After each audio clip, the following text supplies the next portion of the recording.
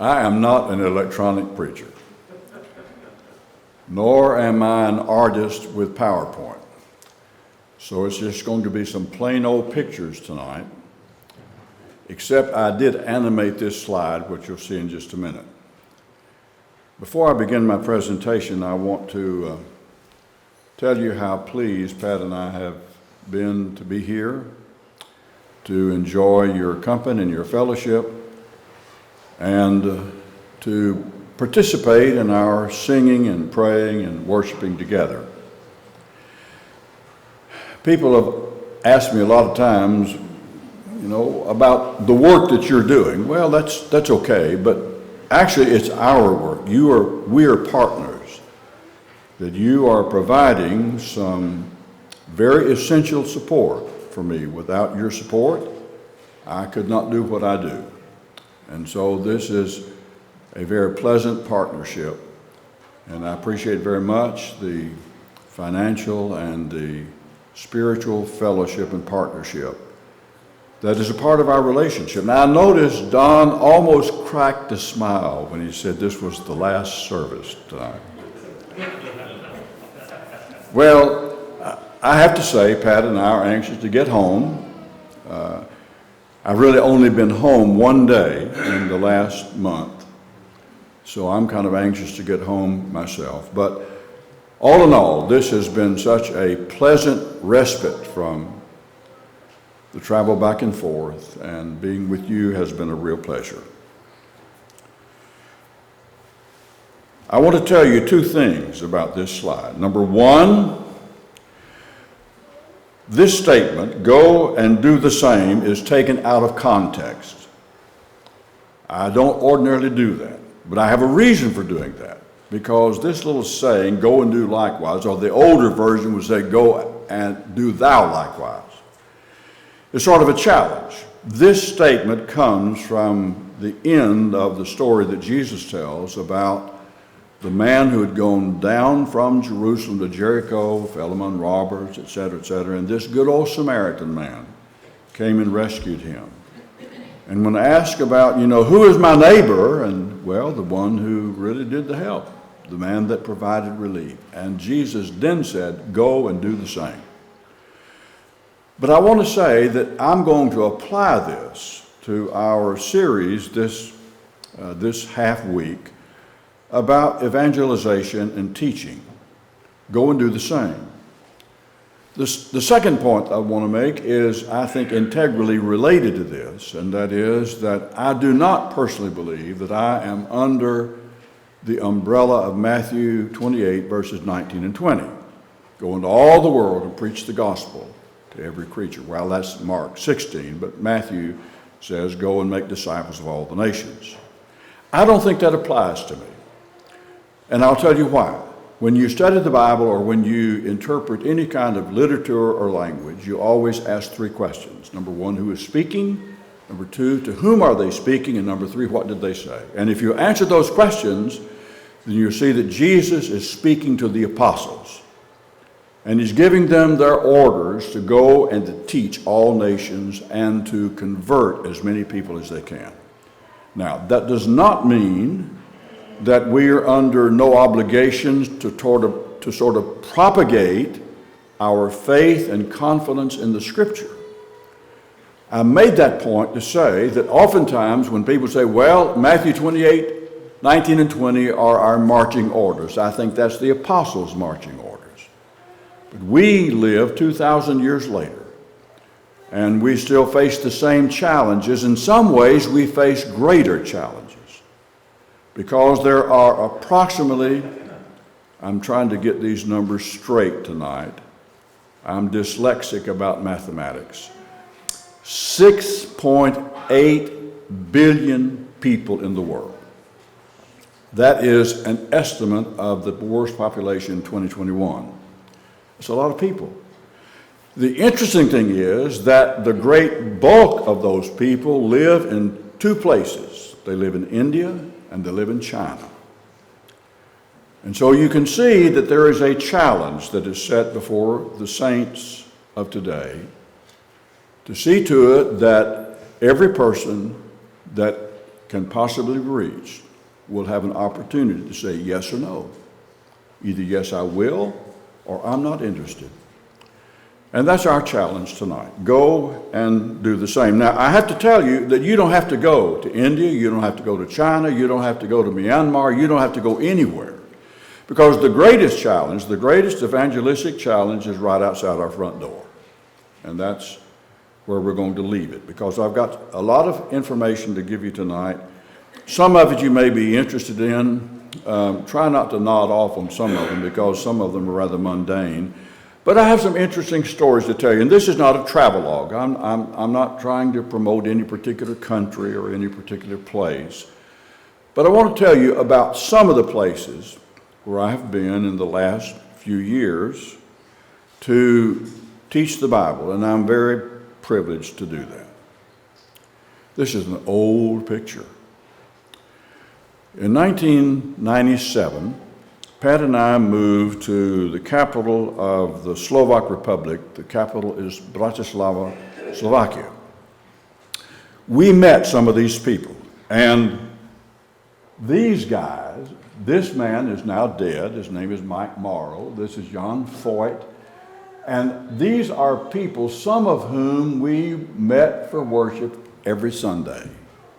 This is not a church picture, because these individuals were parts of churches located in various parts of either the Czech Republic or the Slovak Republic. But they're Christians. And the reason they're Christians is that somebody, somewhere, at some time, either handed them a Bible, and I'm convinced that you can learn on your own from the Bible what to do to be saved. You don't have to have someone tell you. Or else someone has taught them. Now, if I could doctor these slides today and show you how they look today, you probably would not recognize them, but most all of them are still alive, and as far as I know, most all of them are still faithfully serving the Lord. And that says something. It says something about the power that is contained in the words in your scriptures and my scriptures about how we can live today and how we can look forward to eternity. Well, that's old business. This is a more recent picture. And I'm going to start way off in the east. This picture was taken in a country that used to be called Ceylon, and if you drink much tea, you will find oftentimes that you're drinking Ceylon tea, but the country of Ceylon does not exist anymore. It's now called Sri Lanka. But this country is located on a very small island off the southeast coast of India. It's a very beautiful island, sort of shaped like a teardrop. And I began going to Sri Lanka in about 1991 or 1992. This man right here is named Joe Manaparuma. Joe, like many Sri Lankans, left home to go work in another place. He went to Saudi Arabia. He was what we would call a houseboy. He called himself a houseboy. So I'm not using that derogatorily. And during the Gulf War, the family with whom he was working got orders to evacuate Saudi Arabia and come back to the U.S. They took Joe with them. Now, at that point in time, Joe was a Pentecostal, and Joe had dreadlocks. He didn't look like this Joe. Somehow or other, Joe got in contact with our brethren. He attended a gospel meeting. I think Bob Buchanan was preaching in that meeting, and I think the subject was Satanism. Joe began to study his Bible, and he became a Christian. He went back to his country later, joined his wife and his family, and began teaching the Bible. I began working with Joe within a few years of that time. And I think I have been to Sri Lanka every year since then, except for this year, or this past year, and that was due to the pandemic. There are a number of Christians in Sri Lanka, but congregations are very, very small, and for the most part, there will be preachers that will maybe working with several different congregations at the same time. because there is a shortage of men who teach the Bible. But there are Christians there who follow the same Bible that you follow. They just read it in a different language. There are basically two languages, Sinhalese and Tamil. Tamil comes from India, Sinhalese comes from the native islanders themselves. So these are some of the Christians there. Now this man, this is Ken Chapman, and Ken was preaching at the Helton Drive Church in Florence, Alabama, where Pat and I were members. And this was Ken's first trip out of the United States. And it was an eye-opener for him. You cannot tell from this picture, but we're up in the central part of the country, which is up in the highlands. That's where all the tea is grown. It's very beautiful, but getting there is a real challenge. It's at least a 6-hour drive by van, and it's on these little cutback roads. And so you just really want to close your eyes when you get in the van until you get to where you're going. But here we are, and I think it was on this trip that these boys, these young men, we were teaching Bible classes, and they all had their little certificates that they had completed their course. This is where the church meets, by the way. And the man who lives in this house, let's see, I think this is Nagendran right here.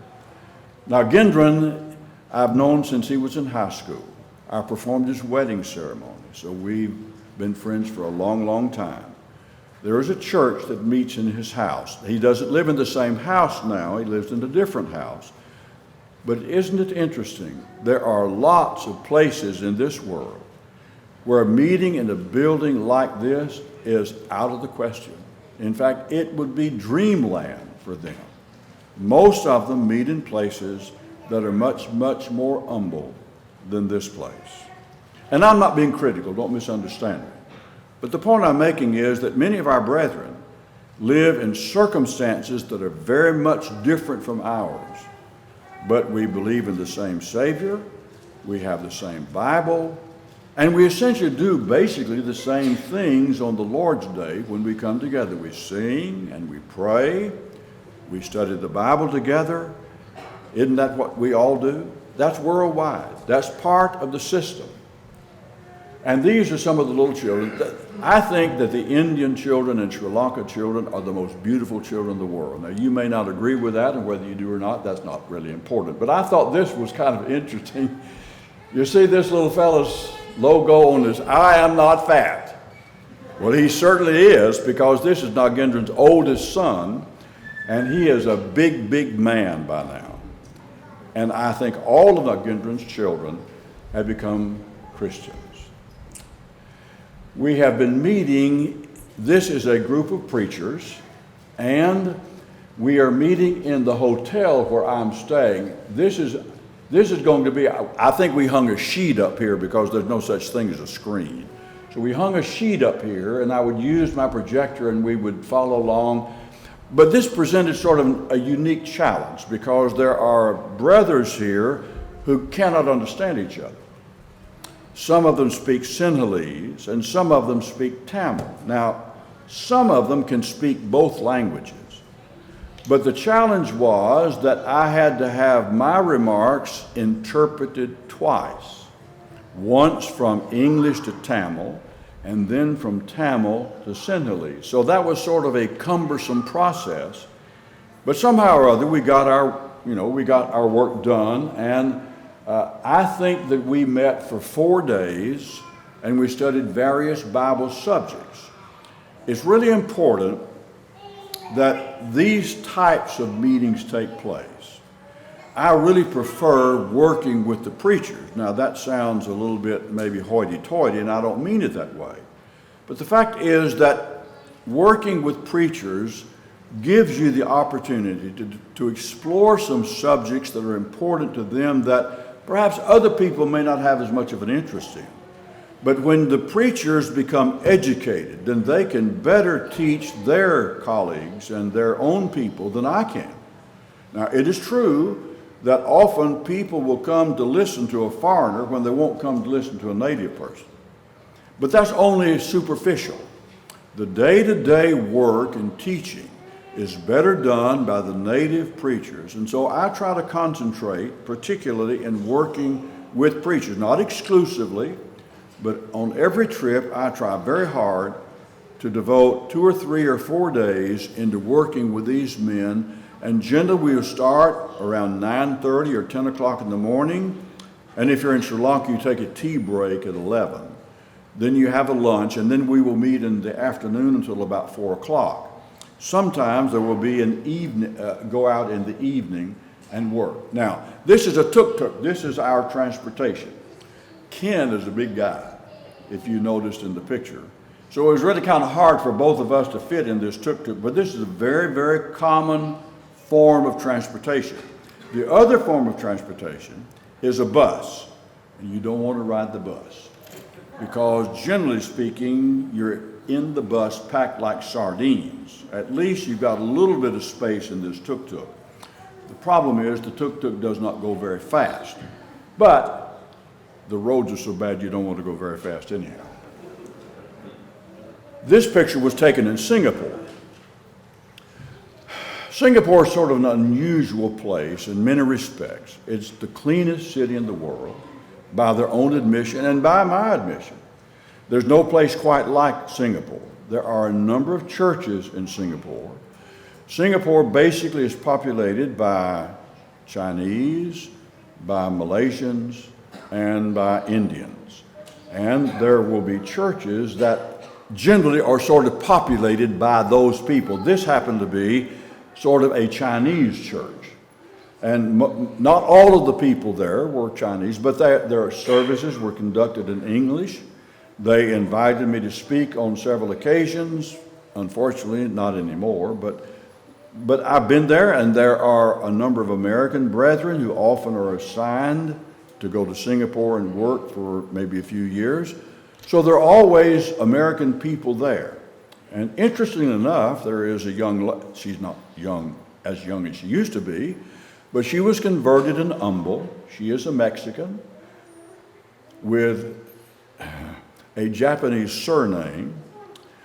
It just so happens that her grandparents immigrated to Mexico from Japan, so she is a Japanese Mexican, and she's living in Singapore. But she became a Christian before she left Houston. I think she was converted in Humble. She married a Norwegian, and they live in Singapore. She is a Christian, he is not. And she has been my contact in Singapore for a number of years. So this is a very challenging city. It is a city that is dominated by young people, and a city that's like Athens is a very religious city. The problem is most anything goes in religion. You have all kinds. You have Hindus, you have Confucianism, you have all sorts of religions, including what some people would call Christianity. But there is a challenge here, and I believe that a good American brother and sister could do some good by living in Singapore and working among those people. It's not for me, but at the same time, it is a place that has a definite challenge. This picture was taken in what I believe is one of the most fertile countries for teaching the gospel. This is in the Philippines. Now, I call this thing a three-wheeler, and you can't tell, but that's me in there. And there is a driver right here. And there's a guy up here. I have seen as many as 7 people on this thing. This is a very common form of transportation. And the fellow who is driving is named June Leusa. When I moved to Franklin County, I worked with a small church out in the county, and those brethren were supporting June. And it just so happened, I think, when I was coming back from India or someplace, that I came back through the Philippines and spent maybe a week or so with June and his family and worked with him. And there are numerous churches in the Philippines. The second time I went to the Philippines a few years later, I was there for 2 weeks, and I think there were 44 baptisms. I think that it would be highly unusual to spend a week or two in the Philippines and not baptize at least 20 or 30 people. There are churches everywhere. They are usually fairly small.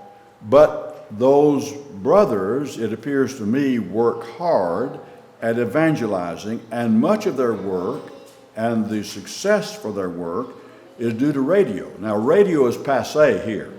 Maybe YouTube is better, but radio in some parts of the world is still a primary form of transmitting the gospel. It is in the Philippines, and it is in some parts of Africa. So I'm in the Philippines. The only thing I don't like about the Philippines is you will sweat to death. It is hot. I think this was sometime in December. And one of the oddities is I was there over Christmas and I was sweating profusely listening to Jingle Bells. This is another form of transportation because the Philippines are made up of numerous islands. And in this case, we were going out to a little island where they make salt. They take this briny water, they put it in evaporation pits, and working there is almost literally in the pits because you're separated, you're off on this little island, but there was a church on this island. So June and I and a couple of other brothers are going to get in this little old doodad right here, and we're going to, and we're going to go off on one of those islands. It just so happened that there were 3 people who were baptized on that particular day. So I'm suggesting to you that there are many places in this world where there are still people who are interested in studying the Bible, and that you can be assured that if you will spend some time and try to teach clearly, that there will be responses to the truth. Now, don't misunderstand. That doesn't mean people will always say yes, because making a decision to say no is still a decision. They've made a choice. Some say yes, some say no. But my judgment is that in the Philippines is one of the most fertile fields at teaching the Word of God. Now then, this picture was taken in an unfinished house that is owned by a man by the name of Robert Sanusi. I met Robert, I think, in the 1980s initially. He was an accountant. He worked for the government, and the government sent him to the University of Kentucky to further his education. While he was in Kentucky, he became a Christian. He came back to Indonesia. He lives on the island of Java, and we began corresponding. And I visited with Robert and his wife. Robert had 2 sons.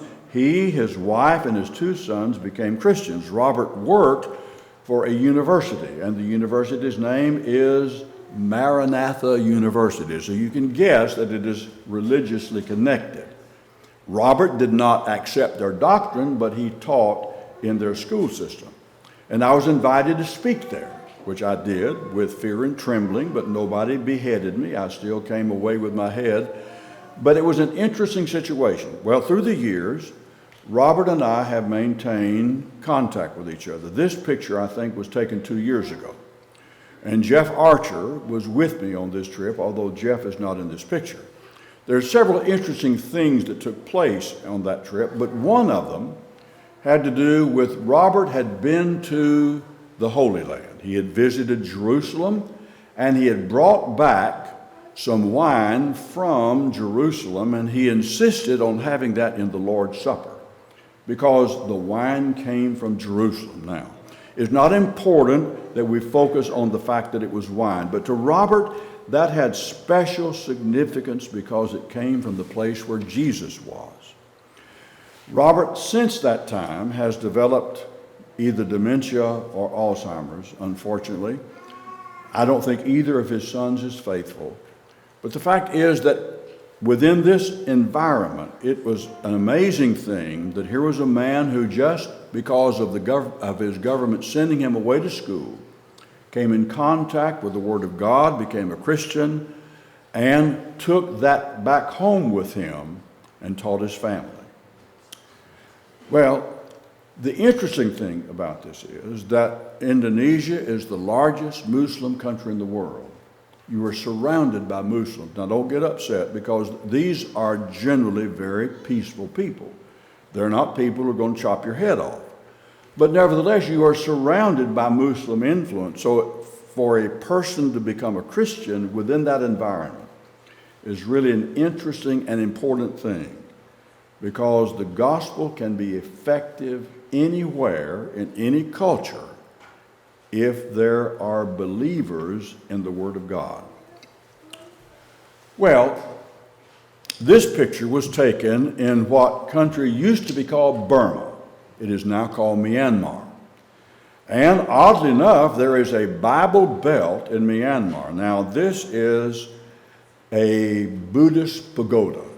And everywhere you go in Myanmar, you will find these things. They are everywhere. They are ubiquitous, because these are reminders of their religion. It is a Buddhist country. But I'm going to go up to the north and meet with some people and work in this area for a couple of weeks. And there are many, many churches in that area. I don't mean churches of the Lord, but there are many denominational churches, and there are also some Christians. I was able to do some things in Myanmar that I would never be able to do in America. The man that I was working with told me that we have an opportunity here to meet with a Pentecostal church. They have invited you to come for 2 days. You can speak on whatever subject you want to speak. I said, "Are you sure?" He said, "Yes." And so we got on his motorcycle, and I've got some pictures. I don't have pictures of me on his motorcycle, but I got some motorcycle pictures. So we got on his motorcycle and we went out to this place, which was about an hour from where we were staying. I started at 10 o'clock. We had a break for lunch, and I stopped at 4 o'clock on the first day. The second day was a repeat of the first. We always have a question-answer period. And as you might think, there was sort of a lively question and answer period. I don't know that anybody was converted, but have you ever heard of a teacher of the gospel going into a Pentecostal church at their invitation, being given free rein to teach what you believe the Bible teaches without any interference? I found that highly interesting. The bad thing about this is that in February there was a military coup in Myanmar, and unfortunately there have been a number of deaths attributed to that coup because the people of Myanmar reject the military leadership, and so it is impossible for people like me or anyone else to enter that country and to teach the gospel. There are brethren there who are suffering because of this coup, and I know that they would appreciate your prayers. This is an interior of a house where most of the teaching takes place. Now, there are a couple of things which are interesting to me. Number one, the people are rather dark-skinned. Guess what? They look like Burmese because that's who they are. But the building material here looks like pretty plain Jane. It is all teak. Teak in America is a very, very expensive wood, but it is everywhere in Myanmar. And so even the most humble of homes or houses would be built with this wood. And you can see the church is going to meet here. We're going to have the Lord's Supper, and you can see no nice padded pews. I've got some better pictures of pews a little bit later that you'll see. These are some of the children who are being taught. And I was on the back of a motorcycle here, and I had a decision to make. Am I going to stay on that motorcycle while this dude goes across that little rickety bridge, or am I going to walk across? Which one do you think I took? Don't answer. But we got across. Well, this is one of my motorcycle pictures. This man is Peter Joshua.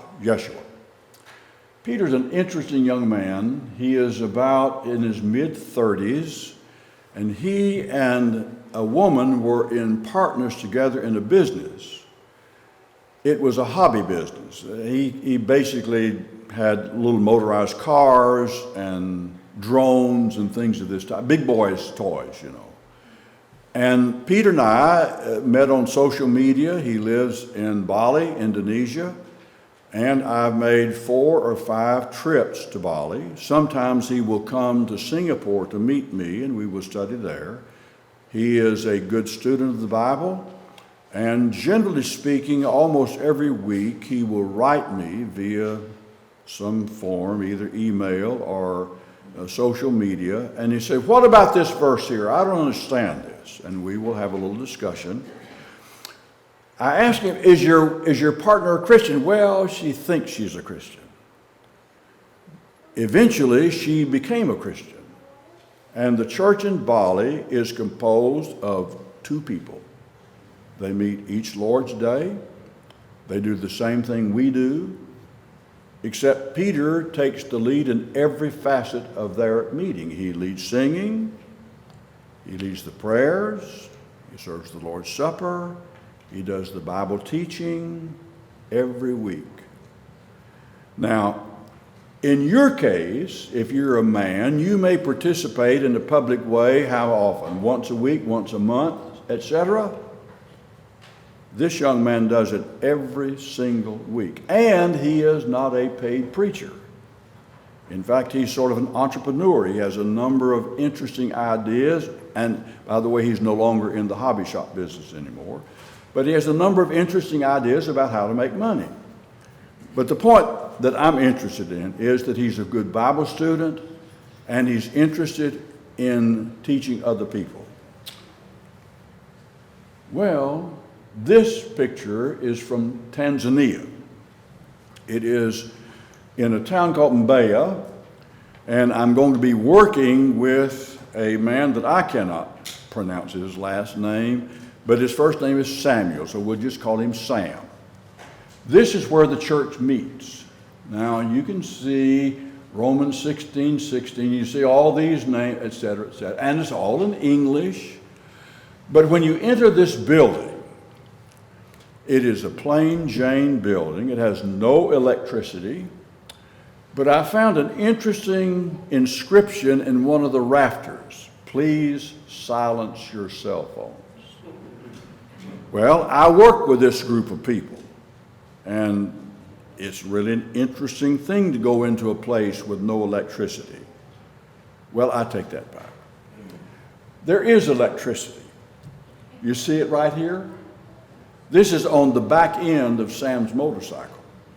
So every time the church meets, he loads up the generator. He gets everything hooked up so that there'll be about, I think there are 3 light bulbs that hang from the ceiling. This is where these brethren meet. Now, I realize that it is very hard for us to identify with such conditions, but this is the way most people in the world live. We live in a tub of butter, almost literally, compared to the way that other people live.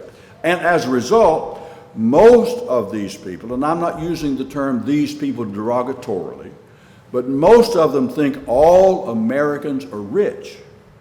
Now, we don't perceive ourselves that way, but most of the world perceives even the most humble of us as very rich and wealthy people. And we are. So, I think maybe there were 15 or 20 Christians in this place. I went back to this place, by the way, last year. They have moved from this little building. They now are building their own meeting place. They're meeting in a rented place, and I think we had about 120 people during the time that I met with them last year. This is a very common sight in much of Africa. You knock on the door and you ask, "Do you have time to study the Bible?" And generally speaking, this is the kind of audience you're going to get. Women and children. Now, most of the men are working. I'm not being critical of the men. Don't misunderstand me. But this is a very common way of teaching the Bible. You teach it outside. You sit around maybe for an hour or so and discuss the scriptures. You exchange your pleasantries, and then you leave. Sometimes you're invited to come back.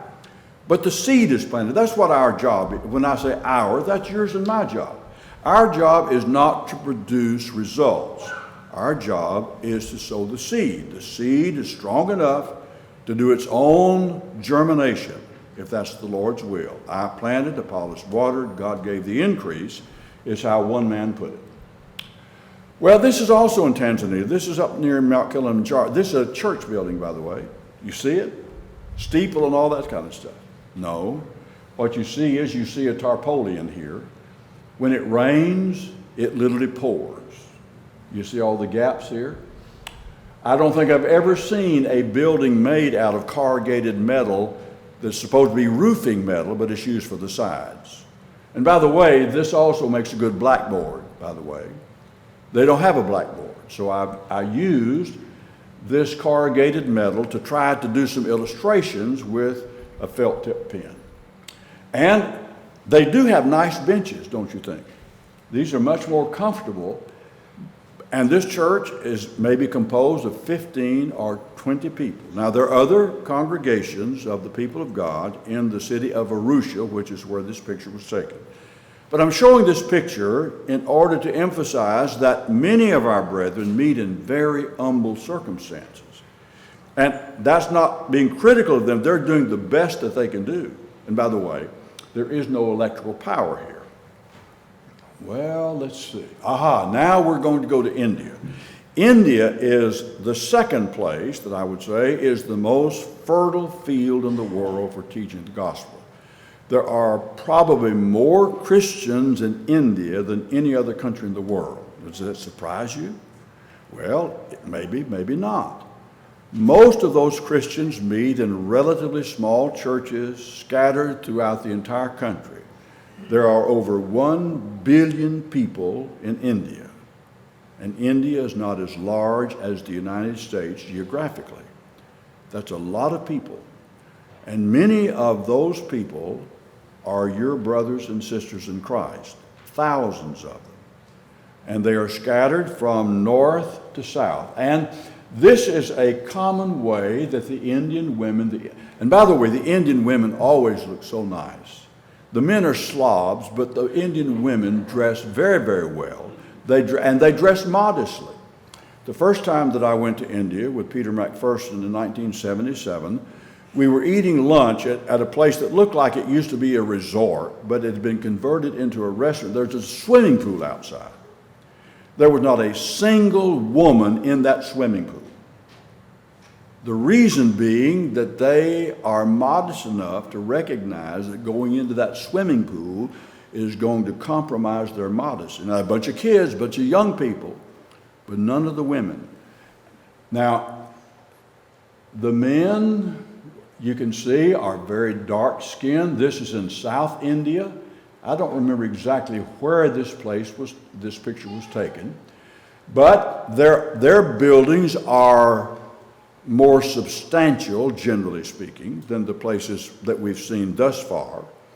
And they are a little bit larger congregationally. I think near this place where I did most of the work on this trip, the numbers would be between 60 and 80 people on the Lord's Day would meet together. And that's a good-sized group. There was a man working with them who was very proficient in English. He was my interpreter. By the way, if you really want to get technical, they are not translators, they are interpreters. A translator is a writer from one language to another. An interpreter is a speaker from one language to another. But I tell you, oftentimes, old people like me get those terms mixed up, so I still may call them a translator. This is kind of an interesting picture. Have you ever seen something like this? Now, this is not Cinderella. This is a chariot that is parked in front of the hotel where I'm staying in India.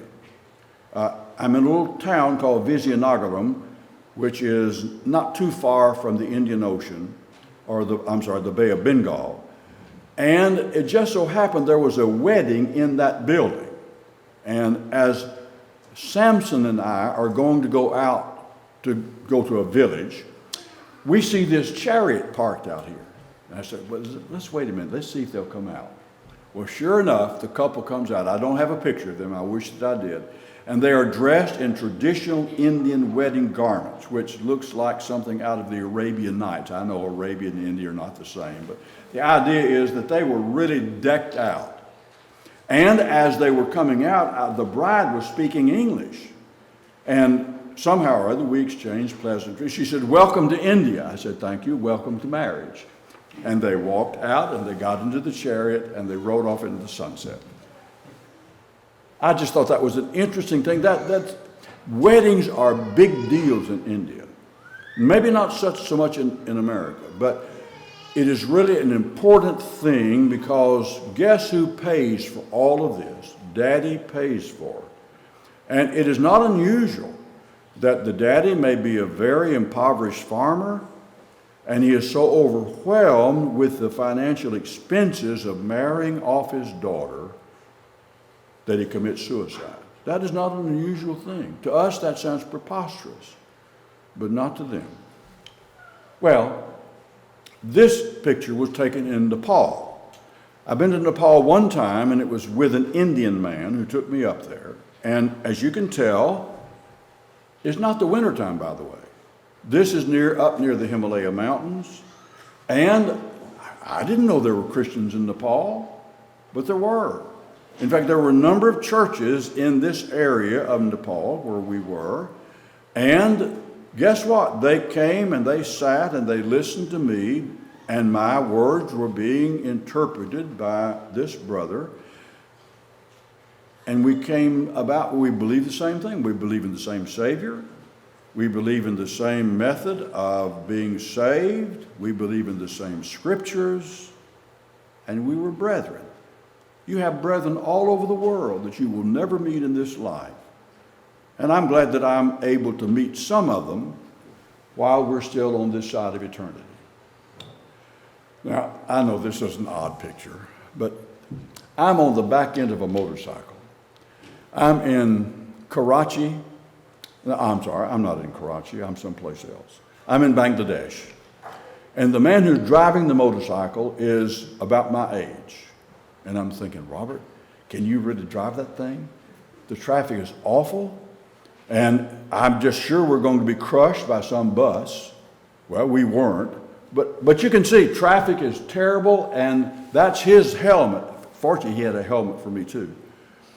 And the bad thing about this particular place in Bangladesh, and just a little bit of history, at one time, this was called East Pakistan. There was West Pakistan, East Pakistan, when India was subdivided by the British in 1948. Now it is called Bangladesh, which was East Pakistan. West Pakistan is just now plain old Pakistan. But this is an official Muslim country, and there are many, many mosques in that city. The place that we were studying is up on the roof. I think they had a blackboard and maybe a tarpaulin up over the top to shade us from the sun. But unfortunately, about every 3 hours, the muezzin, the Muslim man, would be calling his people to prayer. And it's all over the city. It is a cacophony of sound. You just cannot get a word in edgewise. Oh, I've got to hurry. I'm sorry. This is in... Give me a minute.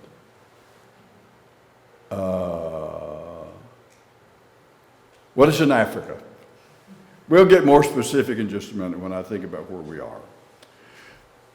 Again, you can see the African I'm sorry, I need to back up. You can see the African women are dressed very colorfully, and you can see that this lady, now, you don't call that a hat, do you? It's a wrap of some kind. But I found out why many Indian women wear those wraps. It may be for beautification, but most of them carry stuff on their heads.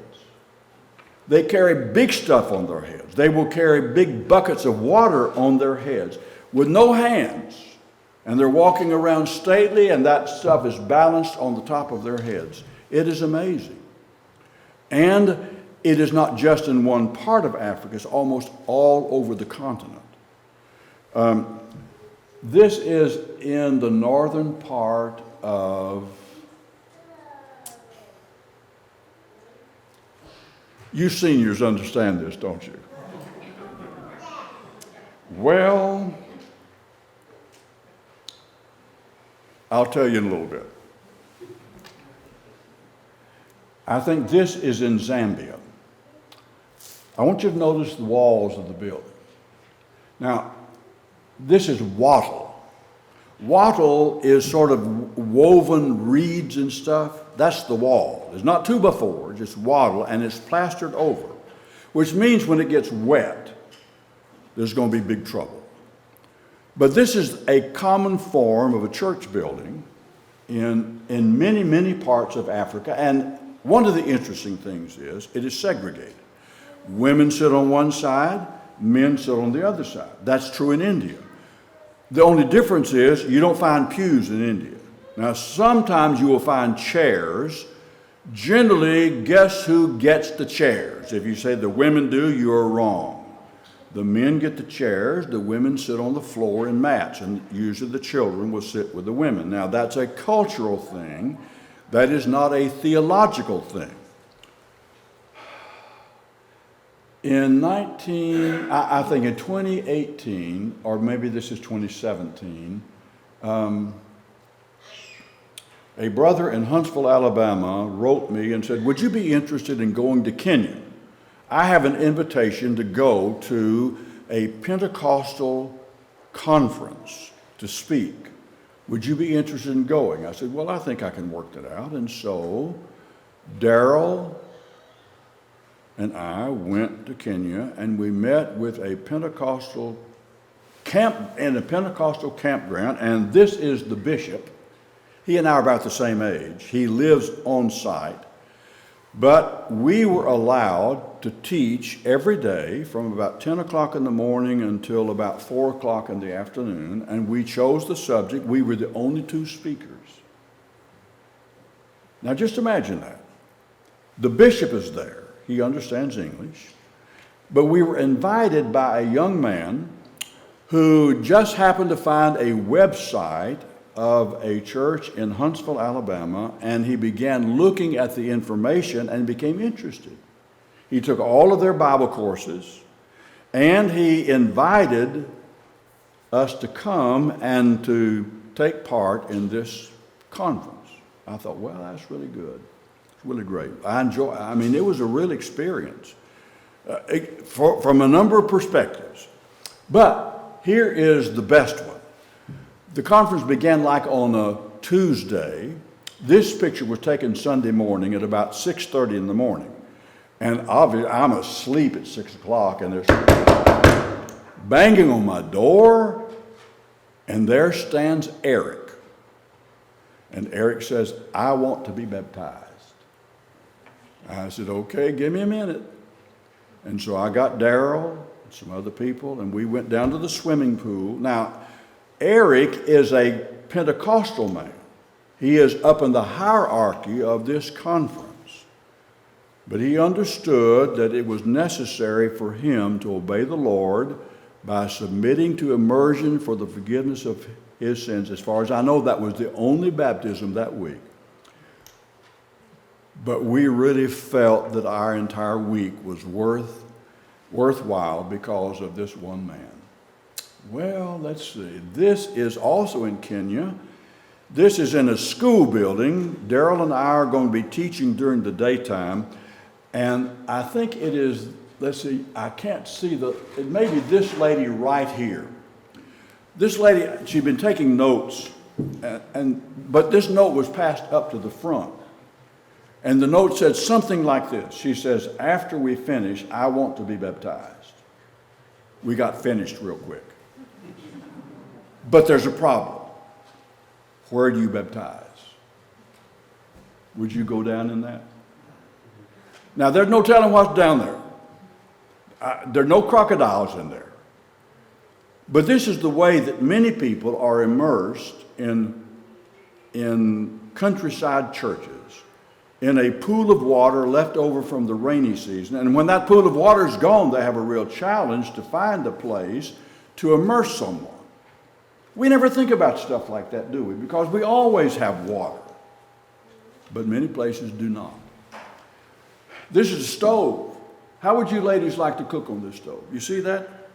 Now, sometimes they use charcoal, and the stove fixture itself is a little bit different for charcoal.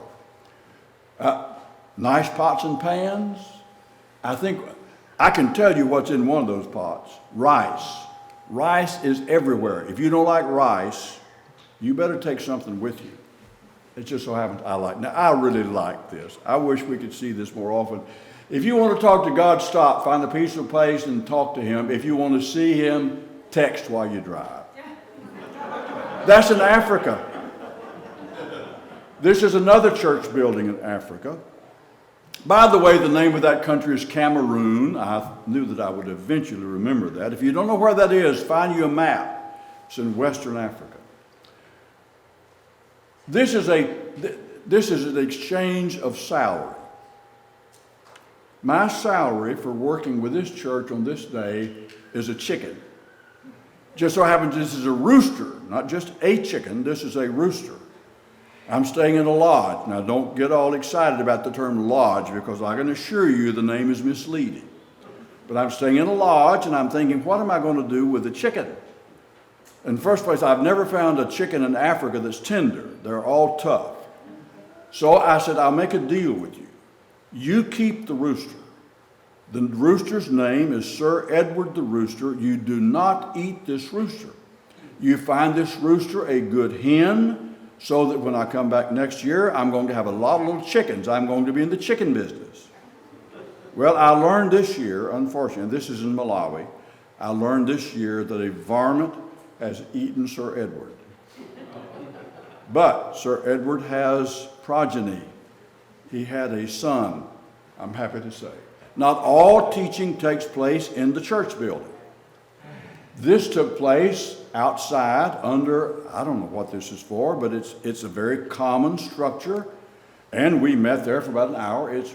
And guess what? You see what these ladies are sitting on? This is just a woven mat.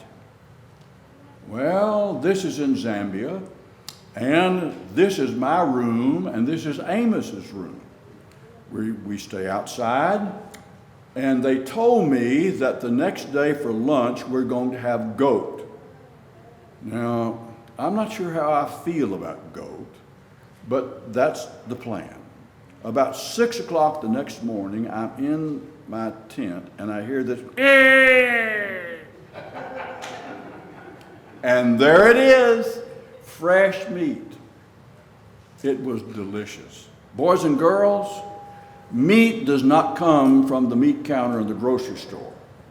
Meat comes from living animals that are slaughtered and cut up and made possible for you to eat. It's a good source of protein. This gentleman, he's older than I am, if you can believe that. But I have given him something that he's never had before, a Bible. He was ecstatic. Now, can you imagine that? We have so many Bibles, but there are people, many of whom are Christians, who have none. Well, this was taken in Dar es Salaam. This is Edward Smith. We've been working with this church. They have a very nice church building. And this is in Kenya. Now, there's a story here, and this is an amazing story. It could happen only in Africa. I've been invited to come. This is near Lake Victoria, and I've been invited to work with the church for 3-4 days. This is on a Sunday morning. I'm staying in a hotel, and Julius, who is my host, says, I will pick you up at 8:30. I go down to the lobby about 8:25. I'm the only person there. And I sit and I wait. And about 8:30 to 8:35, this very well-dressed man, it wasn't Julius, but it was a nicely dressed young man, came in. And he said, are you ready? I said, yes, I'm ready. So we get in his car, his family's in the car, and we drive off to where I believe is the church building. We got to a praise temple. And there is a band on the stage. And I'm thinking, Julius, what in the world is it? Well, in the first place, that wasn't Julius. In the second place, I'm in the wrong place with the wrong people. But unknown to anybody. They think I'm somebody else. What has happened is this man, who is from North Carolina, is a Pentecostal preacher. We're in the same hotel. He just happens to come down before me in the lobby, and Julius picks him up. and takes him and meets with the brethren. And this other man picks me up and takes me to the praise temple. Well, what am I going to do? Well, I'm going to preach. I preach on truth. And people are looking at me really funny and really strange. They treated me very well. They fed me. But nobody ever said a word to me after it was over with. Now, you just think about that. Would that happen in America? Absolutely not. Was it providential? I like to think it was. By the way, I did meet this man. We did not become fast friends. But I did meet him, and we were cordial to each other. But I thought, my, is this for real? Well, it was. This is in Shenandoah, South Africa. This is where Paul Williams preaches. And they invited me to come and to spend a week with them. And obviously this guy is out of place. This red-headed guy is from Florence, Alabama. He is 20 years old. And I asked him, would you like to go to South Africa with me? He said, yeah. So surprisingly, he went and he really enjoyed himself. And they enjoyed having him. It was a wonderful experience. If any young man wants to go someplace, you have a passport and you've got some money, sign up. This is in Kilimanjaro, and this is an outdoor Bible study, and this is Mama, this is the daughter, and this is a friend. This friend, by the way, is a Muslim. This is the lady that talked with me for almost an hour, and she said this is baptism, because that's what happened to her. She was sprinkled when she was baptized, or what she thought was baptized. It's interesting, after our conversation, I didn't convince her. It's interesting, she handed me some money. She said, go buy yourself something to drink. Well, it was the equivalent like of $2. It wasn't all that much money. But just think about that. Here is a lady who has studied with you for an hour. You don't agree on the Bible subject, but she is so cordial, she says, go buy yourself a cold drink. She gave us enough money to buy 3 drinks, one for me and for the 2 men who were with me. Would that happen in America? I don't think so. Fresh meat. Boys and girls, you see that? It's a wonder you can't see the flies on. Whoops, I'm sorry. This is how many, many people live. They don't live with refrigeration. They live with God's refrigeration, just the normal temperatures. Now, this is one of the last slides, so don't get worried, but this is an interesting slide. You see this? This is the top of a Hindu temple. And let's see, we cannot see, there's going to be a baptism here. There's an old woman who decided she would like to be baptized. Well, the only place that we could find to baptize this woman is in this pool of water, and you can see it's not really very clear, not very clean, but this pool of water is water which is used to purify the people who would go into that Hindu temple. You get the picture? Here's a woman who's having her sins washed away by believing and obeying Jesus Christ, and she's doing it in a pool which is often used with a bunch of pagans. That wouldn't happen in America. The reason I'm telling you this is that there are so many things that take place in our world that we never think about. But think about this old, and I don't use the word old derogatorily. She probably is not as old as she looks because of where she lives. But she's at least 70 years old, and she wanted to become a Christian. That was her desire. And so she was immersed in this pool of water that these pagan, idolatrous Hindu people would use for their purifying act before going into the temple. So she was made clean in this dirty water. Isn't that amazing? Well, that's it. I'm sorry, I went over by a lot of time, and I'm glad the trap door didn't open. But we're very glad you're here tonight. And I've told you these stories not to amuse you, but rather to show the power that is in the gospel, in the seed of the Word of God to work anywhere in the world where it is planted. If it has been planted in your heart and you are ready to submit to obeying Jesus Christ, you'll have no better time to do it than right now. And you won't have to go into that old dirty water. There's nice, clean, fresh water in this baptistry. But it is not the quality of the water that's going to make you clean. It is the quality of the blood that will cleanse you from sin. Are you ready? I will praise you with all of my life.